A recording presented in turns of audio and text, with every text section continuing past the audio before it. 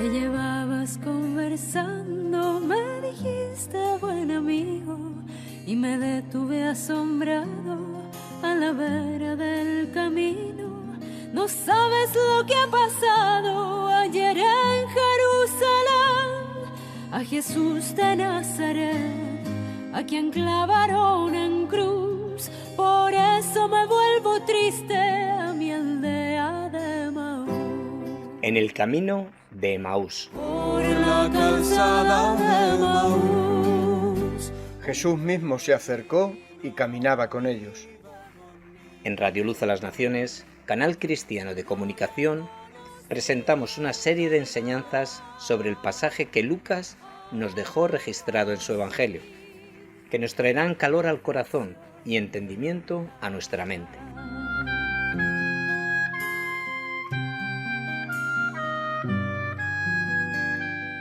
Y se decían el uno al otro: ¿no ardía nuestro corazón en nosotros mientras nos hablaba en el camino y cuando nos abría las Escrituras? Tardíos corazones que ignoráis a los profetas, en la ley así anunció que el Mesías padecía. Dios, por medio de su Espíritu Santo, abre su palabra ante nosotros para traernos la revelación de sí mismo.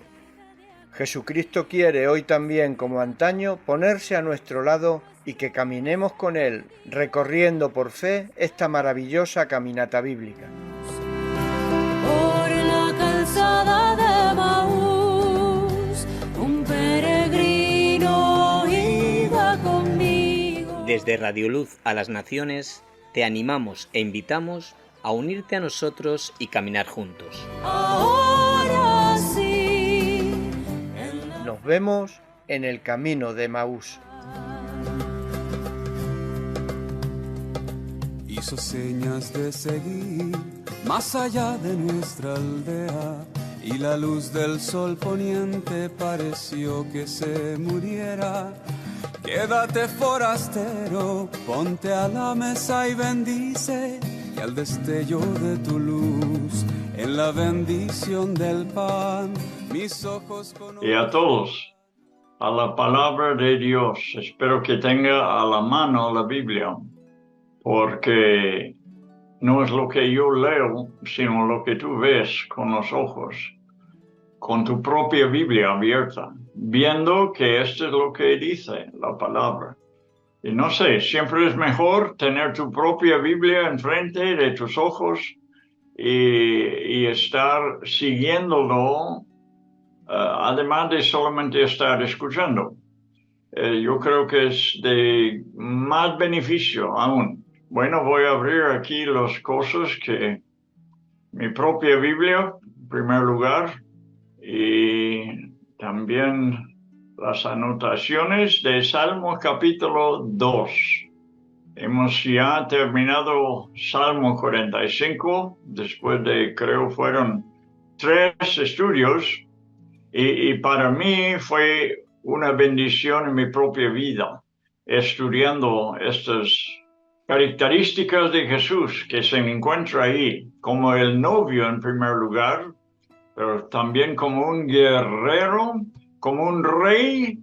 Y la vez pasada estuvimos hablando de que la novia es la hija del rey, que cuando Jesús oró por sus discípulos decía que eran del Padre, y el Padre la había dado al Hijo.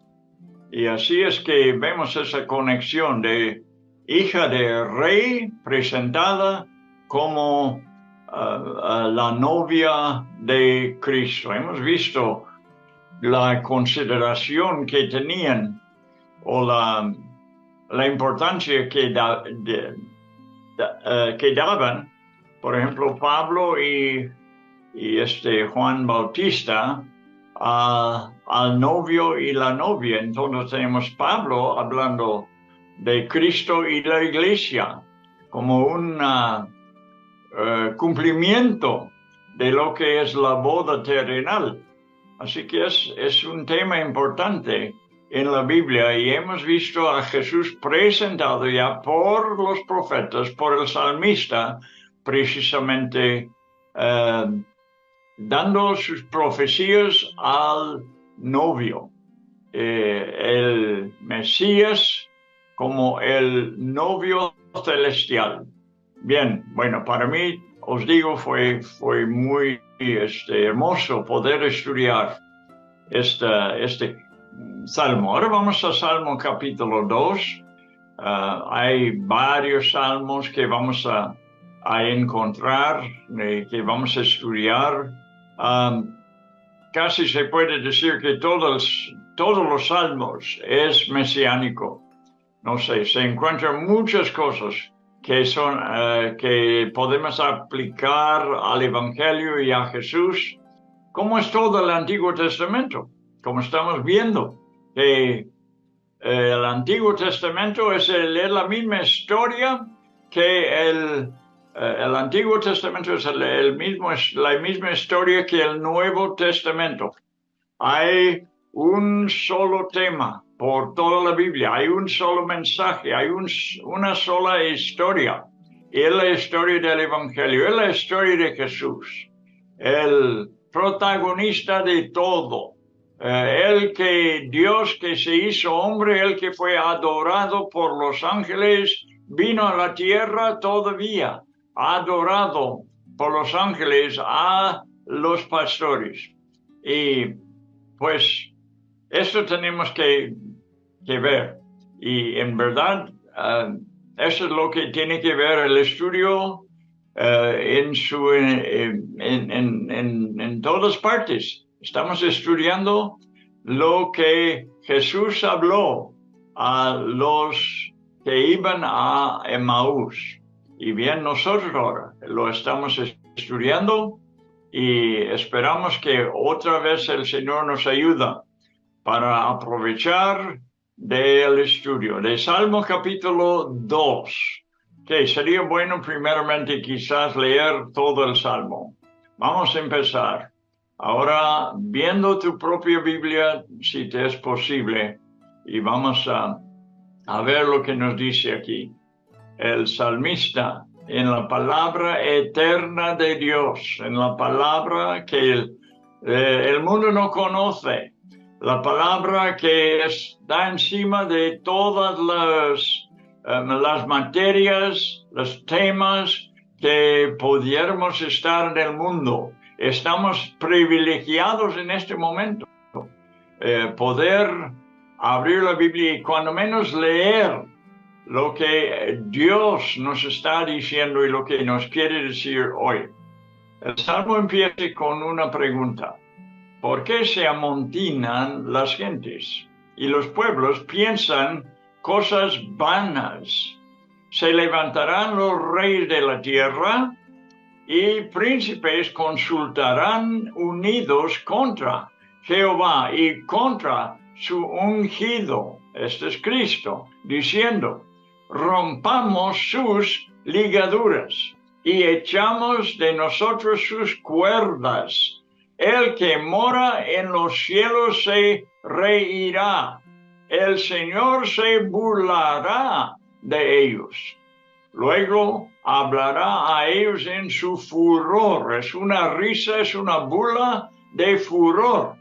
Y los turbará con su ira. Pero yo he puesto mi rey sobre Sión. ¿Quién está hablando aquí?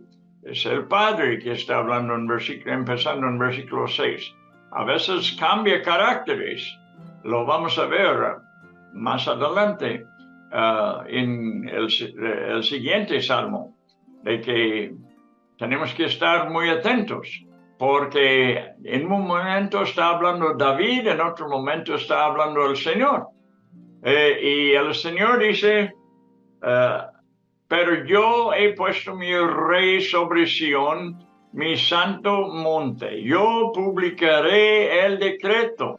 Jehová me ha dicho, mi hijo eres tú. ¿Quién habla ya? Habla el hijo. Yo te engendré hoy. Pídeme y te daré por herencia las naciones y como posesión tuya las confines de la tierra. Los quebrantarás con vara de hierro. como vasija de alfarero, lo desmenuzarás. Ahora pues, oh reyes, sed prudentes. Admitid amonestación, jueces de la tierra, servid a Jehová con temor y alegraos con temblor. Honrad al Hijo, para que no se enoje y perezcáis en el camino, pues se inflama de pronto su ira. Bienaventurados todos los que en él confían. Bien, tratamos que la profecía pertenecía a Jesús y a ningún otro. Recuerda el versículo en Apocalipsis, eso es muy importante de recordar mientras que vayamos estudiando estos diferentes pasajes, que el testimonio de Jesús es el espíritu de la profecía. O podemos ponerlo la segunda parte primero y decir el espíritu de la profecía es el testimonio de Jesús. El espíritu que inspira el profeta o los profetas es el Espíritu Santo, y el Espíritu Santo ensalza en el Antiguo Testamento como en el Nuevo Testamento a Jesús. Jesús dijo cuando iba a enviar el Espíritu Santo desde los cielos sobre los apóstoles, de que Él tomará las cosas mías y os lo presentará. Vemos que lo está haciendo en el Antiguo Testamento. Está hablando el Espíritu Santo de Jesús. Él es el Espíritu de la profecía. Jesús dijo que Él hablará de cosas venideras. Recuerda cómo el eunuco etíope preguntó. Estaba leyendo Isaías, ¿recuerda? Y estaba tratando capítulo 53. Y cuando Felipe subió al carro, el eunuco le pregunta, ¿de quién dice el profeta esto? ¿De sí mismo o de algún otro? Bueno,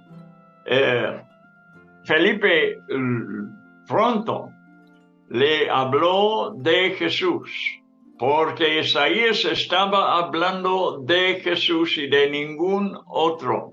El espíritu de profecía estaba sobre él, y lo que hacía era dar testimonio de Jesús.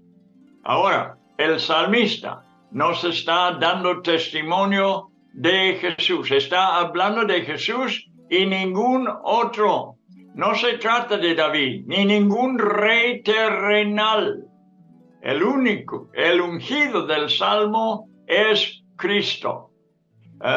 Lo comprueba el Nuevo Testamento. Ahora vamos a Hechos capítulo 2, ¿verdad?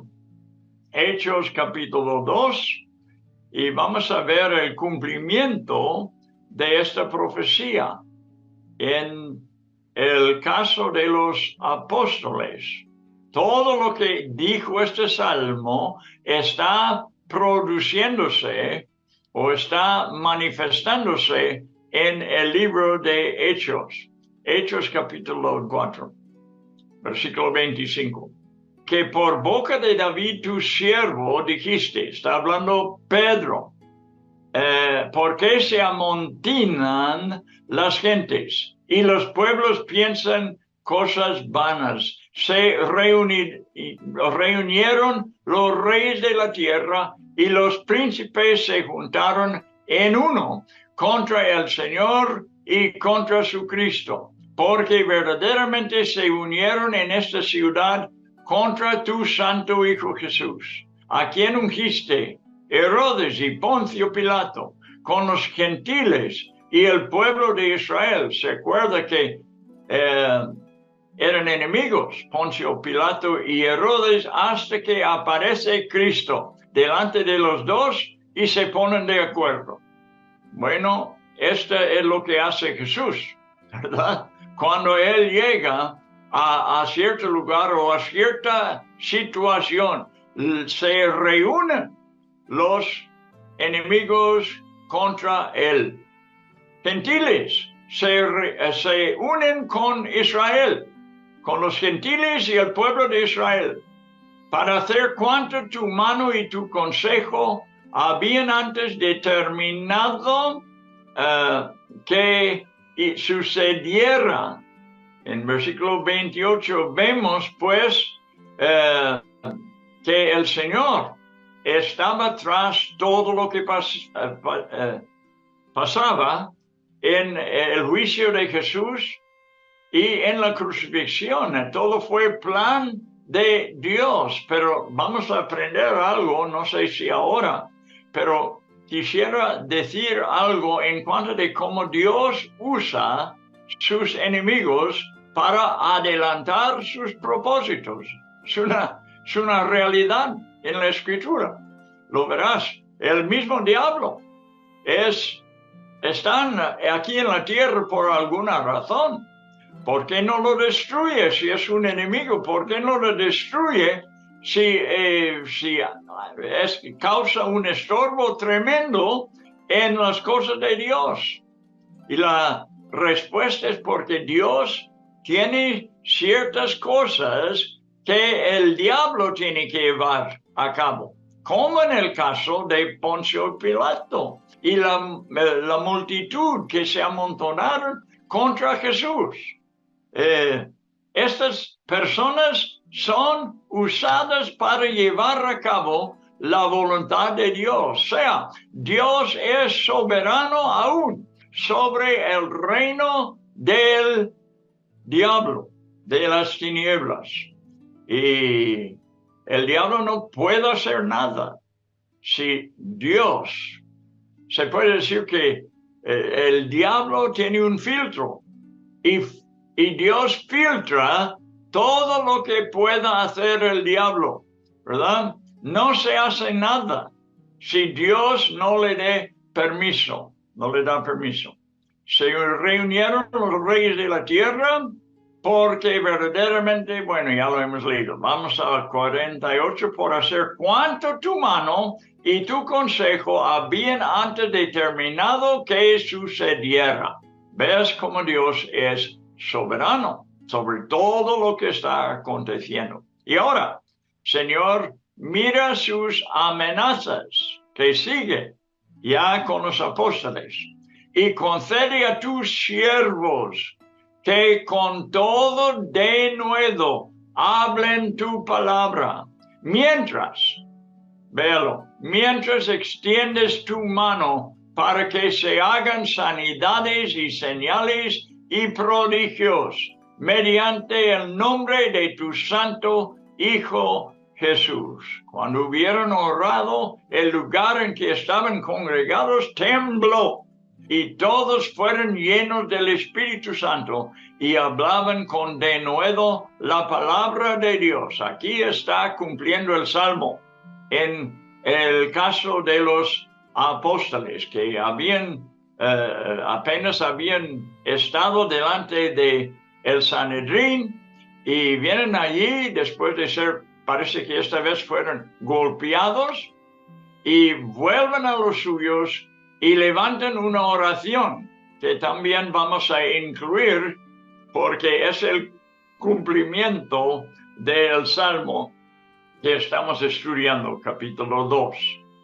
Bien, el protagonista del Salmo capítulo 2 es Cristo y ningún otro. Los apóstoles proclaman que David ha muerto. Esto sí fue en capítulo 2. Sí, lo quería también leer. Vamos a volver al Hechos capítulo 2 y lo leeré por lo que dice Pedro aquí.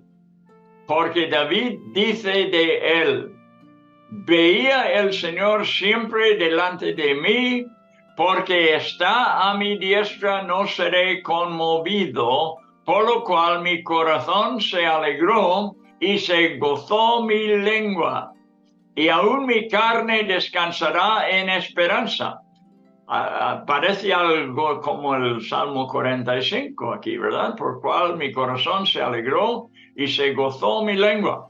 Y aún mi carne descansará en esperanza, porque no dejarás mi alma en el Hades, ni permitirás que tu santo vea corrupción. Me hiciste conocer los caminos de la vida, me llenarás de gozo con tu presencia. Varones hermanos, mira lo que dice ahora Pedro. Varones hermanos, si se os puede decir libremente, con toda libertad, Pedro no tenía ningún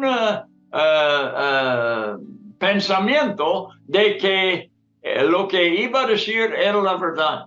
Varones hermanos, se os puede decir libremente del patriarca David que murió y fue sepultado, y su sepulcro está con nosotros hasta el día de hoy. Lo está dando a entender claramente que David no hablaba de sí mismo. Él murió. Y decía, la prueba es que el sepulcro de David está entre nosotros en ese tiempo. Y lo que el salmista está diciendo por el espíritu de la profecía. Está hablando de Jesús. El apóstol proclama que David ha muerto con su sepulcro entre ellos.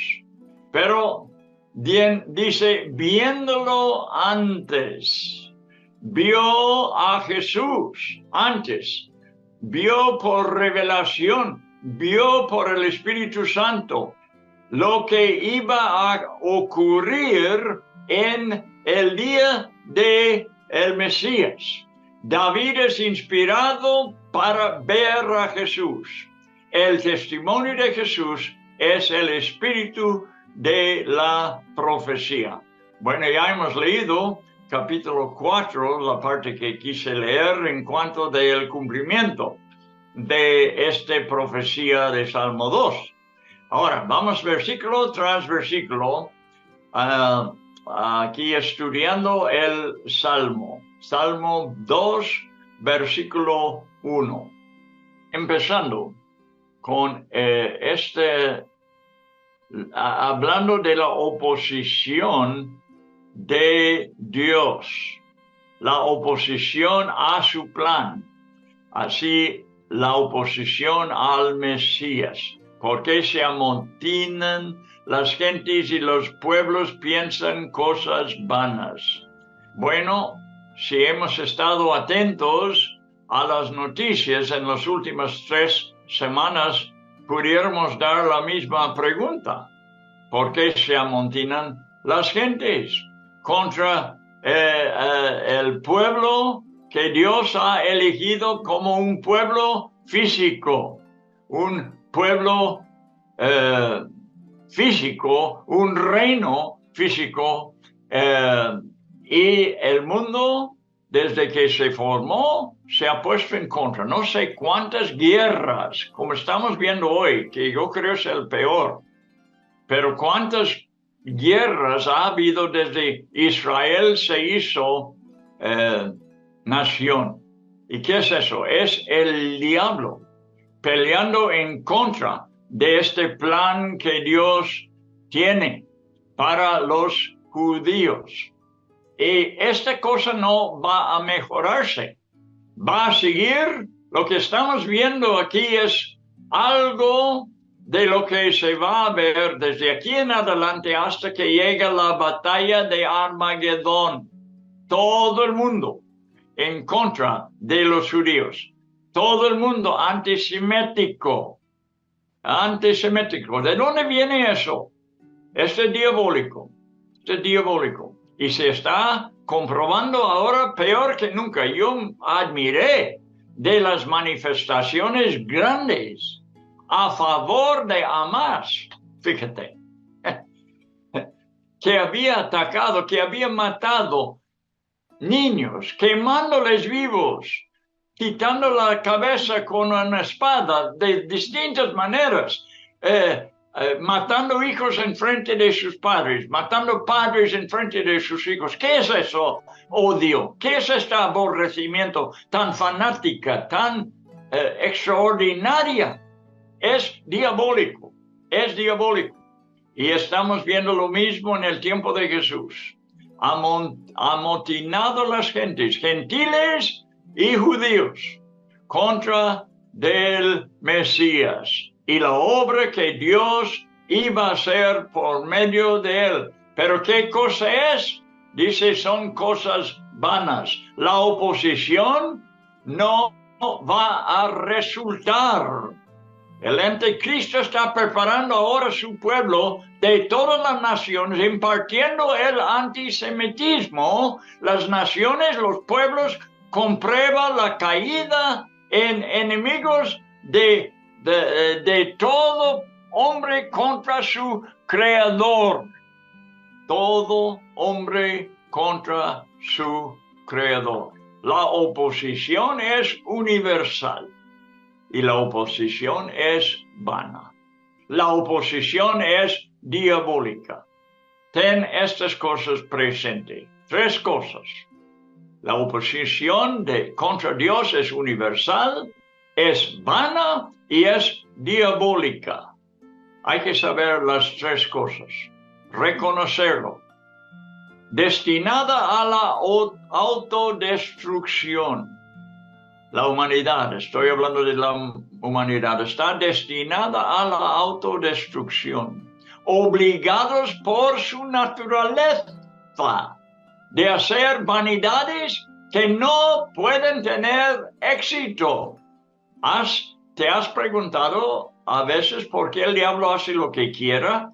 Cuando pierda vez tras vez, derrotado por Dios vez tras vez. ¿Cómo es que sigue? La respuesta es lo que acabo de decir. Él es obligado por su naturaleza. No puede hacer más. No puede reformarse. No puede hablar o pensar con razón. No es razonable el diablo.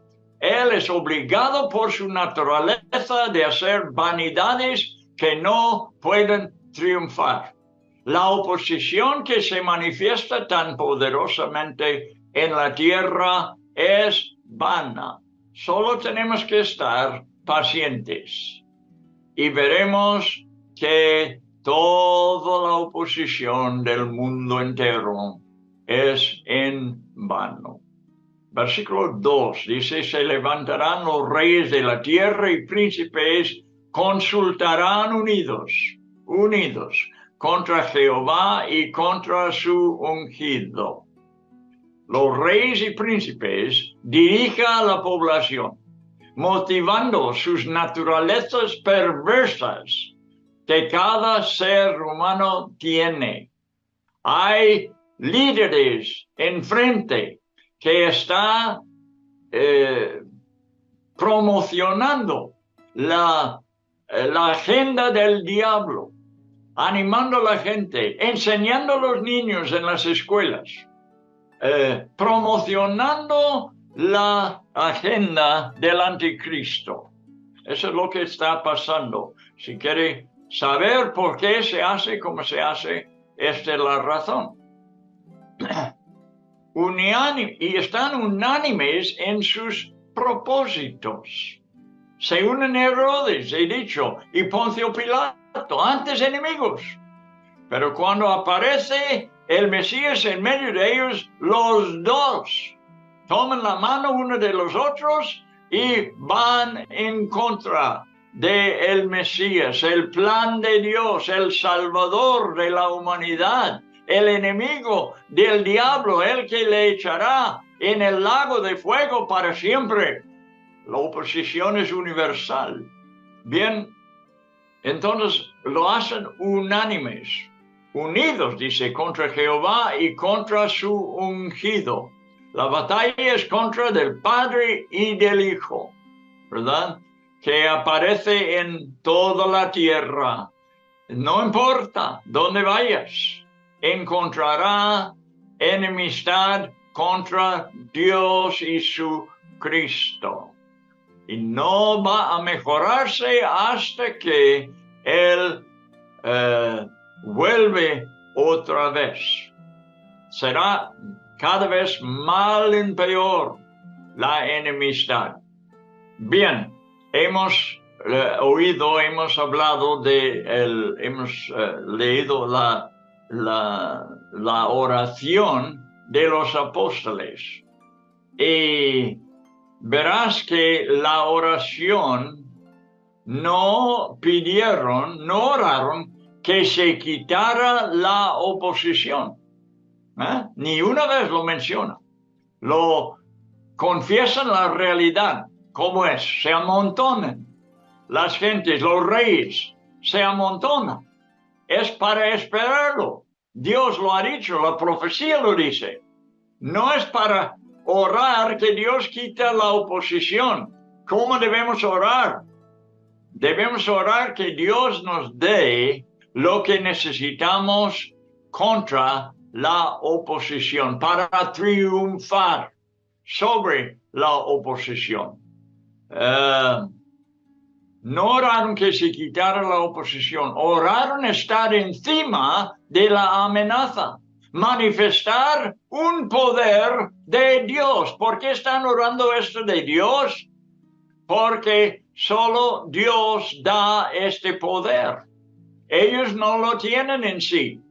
Por eso se forma una reunión de oración para pedir a Dios que les da algo celestial, algo de su mano, algo sobrenatural para poder vencer la oposición diabólica también, sobrenatural también. Tenían que recibir algo del cielo. Como siempre, la iglesia tiene que recibir. Y por eso oraron y por eso oramos.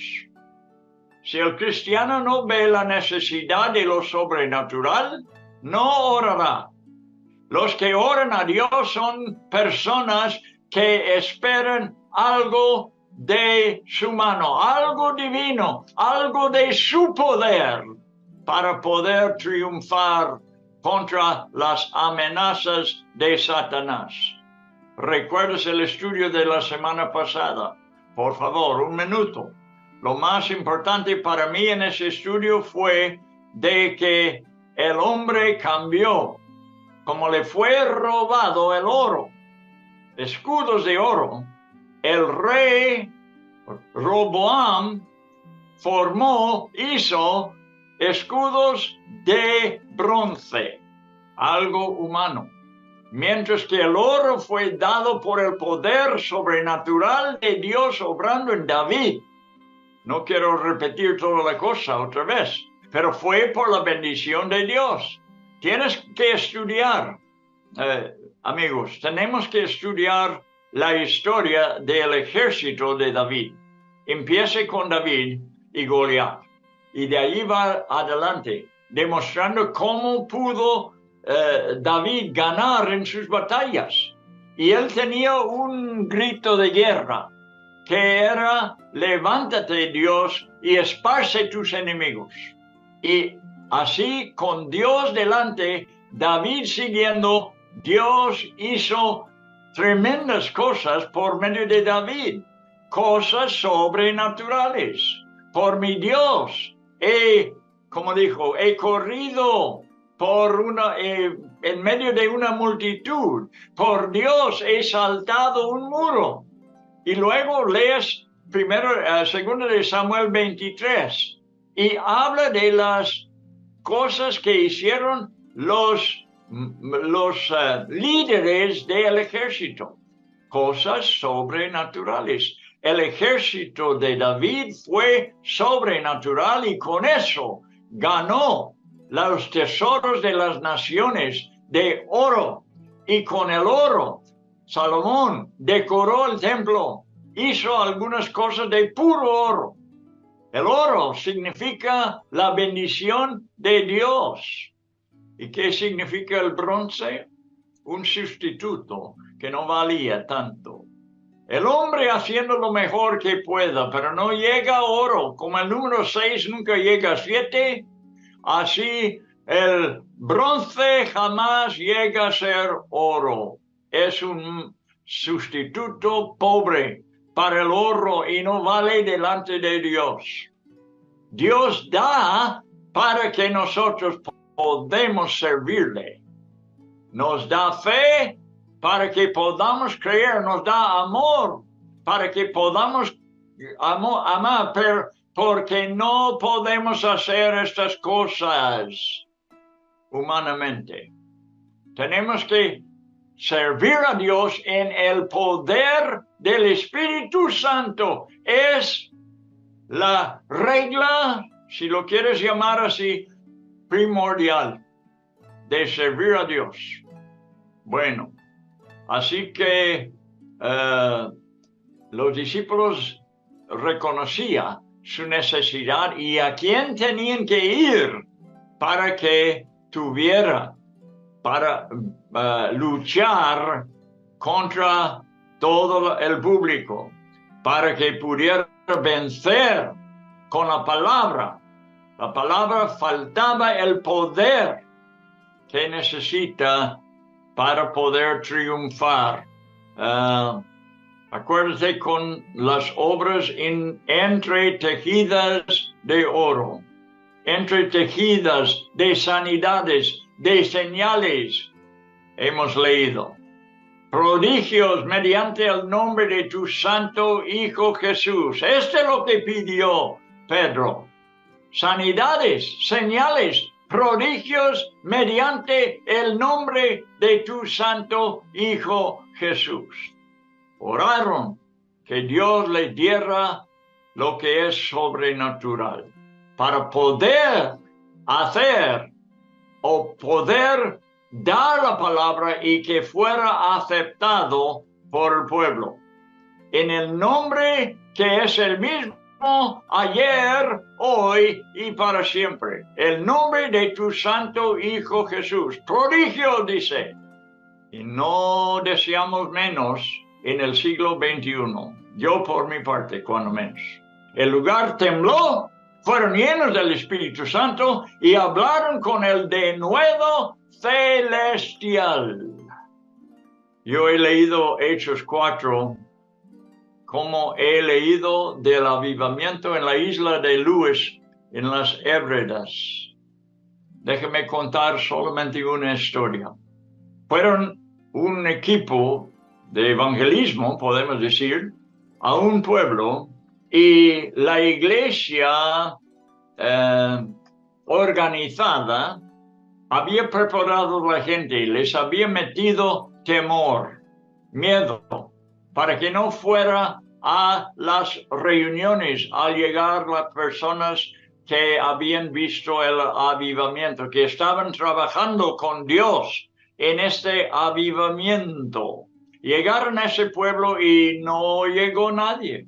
Nadie llegó a las reuniones. Nadie quiso acercar. Nadie quiso avivamiento. Es impresionante cómo la gente opone la obra de Dios. Mientras que Dios no obra, dicen, ay, como si Dios obrara otra vez, como hizo en tiempos pasados. Y cuando empiece a mover, se asustan y se alejan. Lo ha pasado vez tras vez. Bueno, este grupo, ¿qué podría ser? No había audiencia, no había congregación. Pues todavía faltaba lo mejor que pudieran hacer y eso es lo que hicieron.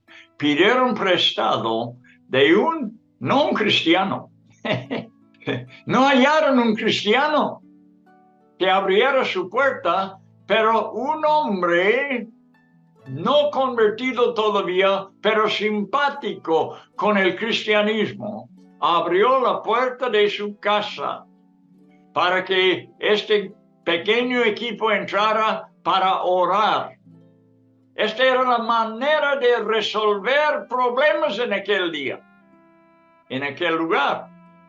Y empezaron a orar. Empezaron algo temprano. Llegó la medianoche, están orando. ¿Qué más van a hacer? No ven a Dios obrar. Hay que seguir. Llega la 1 de la mañana, todavía nada. Ni una indicación que Dios les había escuchado. Nada estaba mejorándose. No había ni una obrita de ánimo para ellos.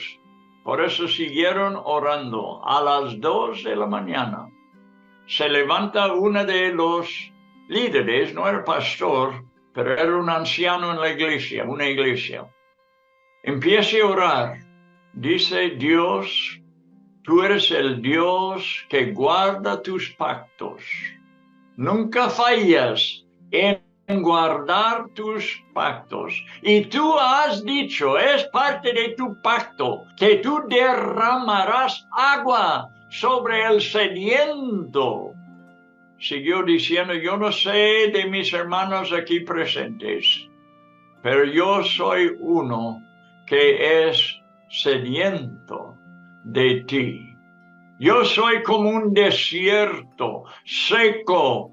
Necesito aguas, Señor.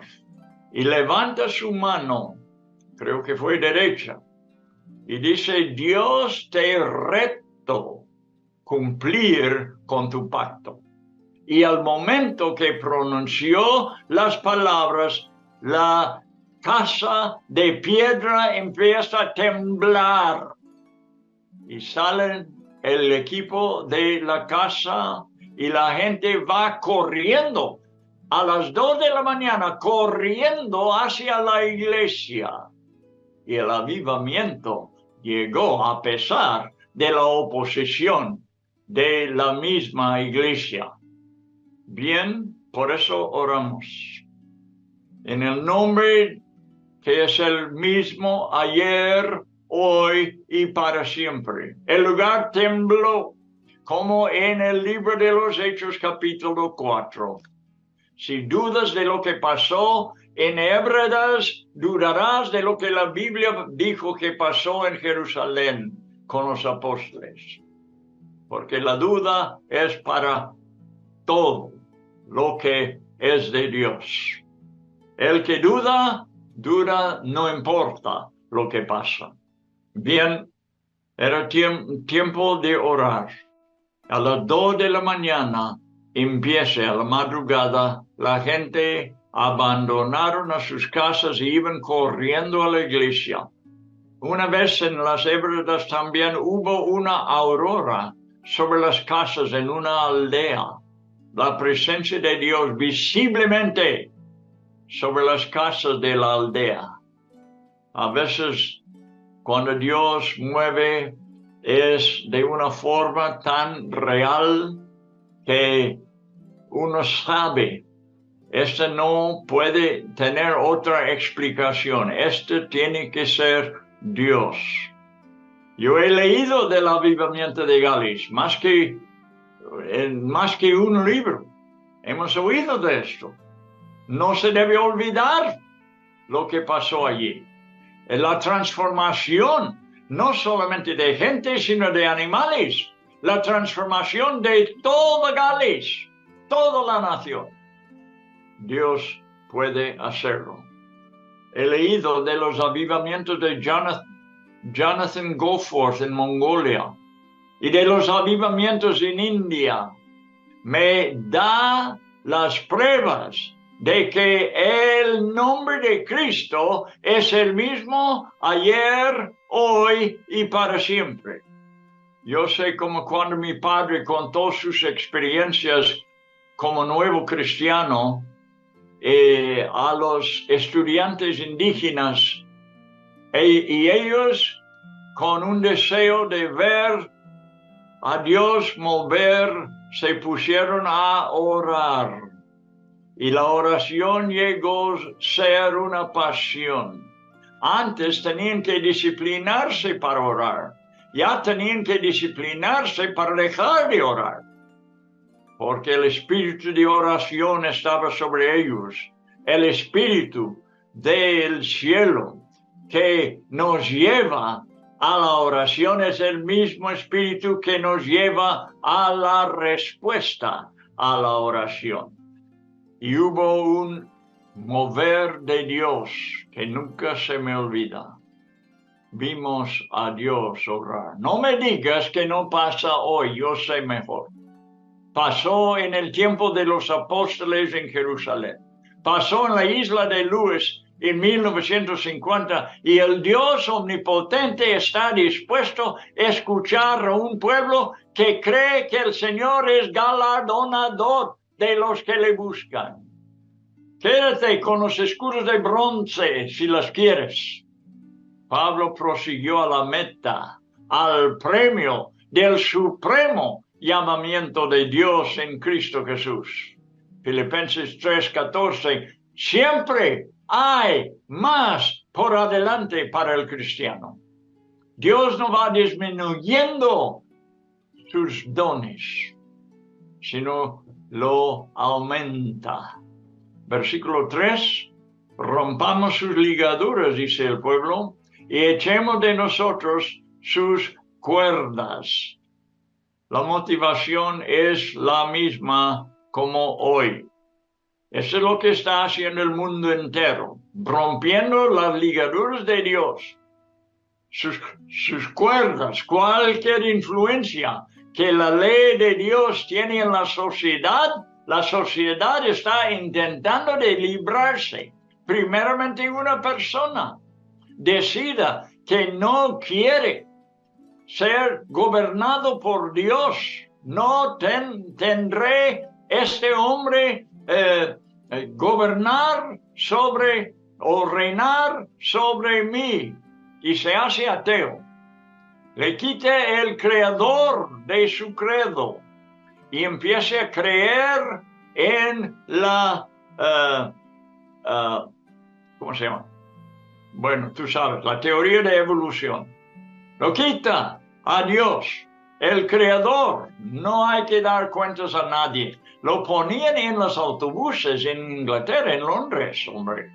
Dice, haz lo que quieras, haz lo que te gusta. Decirlos, yo los vi con mis ojos. Haz lo que quieras porque a lo mejor Dios no existe para detenerte. Bueno, esta está en la Biblia. La Biblia lo está declarando, lo estamos leyendo. No debe sorprendernos que la gente lo lleva a cabo. La motivación es la misma hoy. Queremos ser libres. El hombre busca librarse de las ligaduras de Dios. No puede obtener su libertinaje perfecto si hay un creador con leyes que restringe las pasiones pervertidas. El hombre no quiere tener fronteras para sus pasiones. No quieren dar cuentas a nadie. Se libran de su creador, piensan, sustituyendo la evolución por la creación, se hacen dioses, autocreándose, autogobernándose, entrando en una mentalidad que termina en locura. Opuesto de la sabiduría divina es la locura humana. Versículo 4, el que mora en los cielos, ¿qué hace Dios? ¿Qué es su reacción? El que mora en los cielos se reirá. El Señor se burlará de ellos. Esto es lo que logran. Este es el éxito a que les lleva esta obstinación. El que mora en los cielos se reirá. Logran hacer que Dios se burla de sus esfuerzos ridículos. Ojalá que viéramos que tan pequeño es la oposición humana de esta raza minúsculo sobre un planeta diminuto en el sistema solar. Repito muchas veces la historia de lo que los científicos, es un hecho. Los científicos mandaron un aparato al fin del sistema solar y tomaba fotos desde allí. Entonces las fotos fueron mandados a nuestro planeta y los científicos estaban viéndolo, lo pusieron en una pantalla y cuidadosamente buscaba una cosa que sería la tierra, y si lo descubren, en medio de la oscuridad del espacio, ven un punto. No tengo algo para ilustrar aquí. Bueno, lo único que tengo es este punto. Dice que vieron un punto azul, como en un boli, el punto de un boli, en el gran espacio negro que tomaba la foto, eso.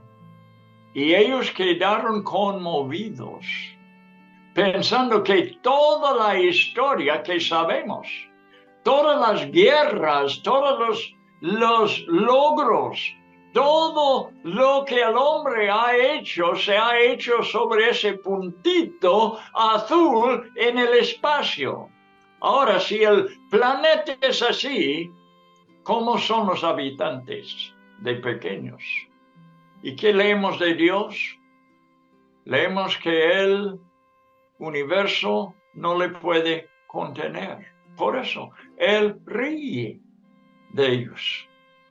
Él burla de este esfuerzo. Es ridículo. El pequeño hombre revelando del Dios de los universos.